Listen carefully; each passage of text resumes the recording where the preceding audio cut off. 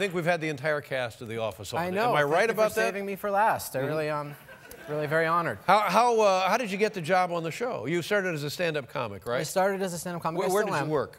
I worked, you know, coffee shops, open mics for a while. I was very bad at the beginning. Really? Yeah. Are you comfortable on stage? That phase. I've gotten more comfortable, sure. I still do it and I enjoy it now, but there was a rough year or two. I remember. The audiences all over you at the beginning? Yeah, you know, I was so bad that I didn't even get heckled, really. They took pity on me. Not worth the trouble. Small fish, throw it back.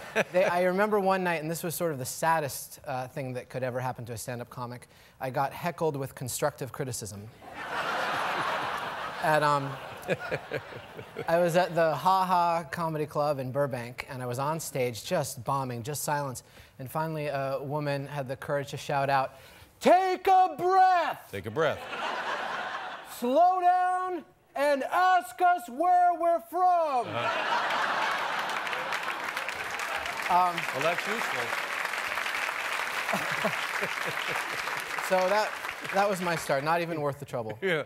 I have here something I couldn't help but notice. The Big Book of Jewish Humor, 25th anniversary, and tell us your relationship to this volume of that's Jewish my jokes. Father's book. This is William Novak, my dad. Your father is a writer, and among this has written other kind of books. Tell us what other sort of thing Well, he's primarily a ghostwriter. So he, when you see a celebrity autobiography on the shelves and it says with William Novak at the bottom, that's my dad. Yeah, and for example, who has he worked with? Well, he's worked with a lot of political people that weren't so much fun for me as a kid.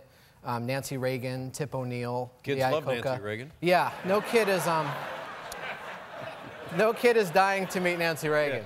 Yeah. Were there any that as a kid it was a big deal that your dad was working? There was one night where we were told, I was 12 years old, it was 1991, and we were told that a man my father was working with was invited to a dinner at Deepak Chopra's house in Western Massachusetts, and we were told that Michael Jackson was going to be at the dinner. Wow. And so we showed up to this home in Lincoln, Massachusetts. I'm in 8th grade, and we're kind of waiting around at the cocktail hour where kids have nothing to do, but hope Michael Jackson shows up. Right. And after about 45 minutes, a man just runs in a red military uniform and a black top hat and mirrored sunglasses, and sits behind a book on the Beatles, like a spy in an old-timey movie. And I thought, well, this has to be a Michael Jackson impersonator. Yeah. Because this isn't what Michael Jackson would ever wear on his day off. Sure, no. Be in his civilian clothes. You've got to wear jeans and, you know, a polo shirt like my dad.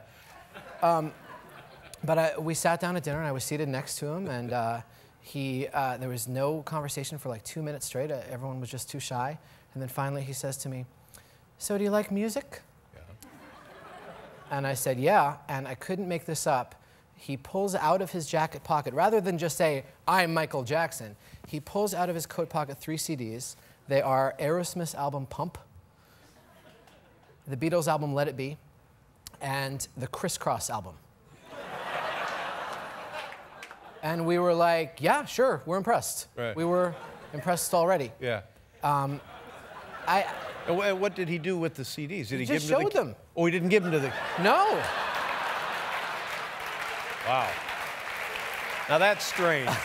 He was just showing off like how much he was into music. He'd just gone to Tower Records. Carry CDs with him. Yeah. Wherever he goes. I couldn't make it up. Yeah. And then we played categories. And his category was N, and I was very impressed because in the game's categories you have to start a word in each category with a letter that's chosen. And he got a double word score under fictional characters for Nicholas Nickleby. Wow. So he's a Dickens reader. I was very impressed. I didn't know who that was at the time. It wasn't on my 8th grade list yet. And then when he won, he sang 2 a cappella bars of We Are the Champions. Absolutely gorgeous. Wow. So there's no doubt now that it's Michael Jackson. See, today you would have a phone or a device, and you would take a picture and put it on the. But then your kids There's no just take your picture. word for I didn't get an autograph, and I don't. Who would have believed me the next day at school? Right. I had dinner last night with Michael Jackson, and we played categories, and he won. Like, but I'm telling you now. I don't believe you. I know you don't. Now, do me a favor. Yeah. We have just a second here. There must be, you must have read this cover to cover many times. Yeah. Give us your favorite example of Jewish humor from this collection. Can you do that? Oh, absolutely. Yeah. I have a favorite joke from this book, not for everyone, but we'll see. Man goes into a cake shop, says, I want you to make me a cake in the shape of a letter B. The guy says, sure, come back Wednesday, we'll have it for you. Comes back in, opens up the cake box, says, I'm so sorry, this is my fault, I should have explained. I needed it to be in the shape of a lowercase b. Oh. So he says, all right, I'm sorry, I should have asked, my fault, I'll remake it for free, come back Friday. Comes back Friday, opens the box, says, oh man, I should have specified, it has to be in the shape of a lowercase cursive b. At this point, the store is getting a little angry. They say, you know what, this is on you.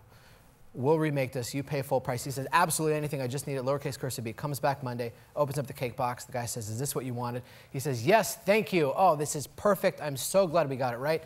The store says, the guy at the store says, okay, great. I'm so glad we finally got it. Let me wrap that up for you. The guy says, no, that's fine. I'll eat it here.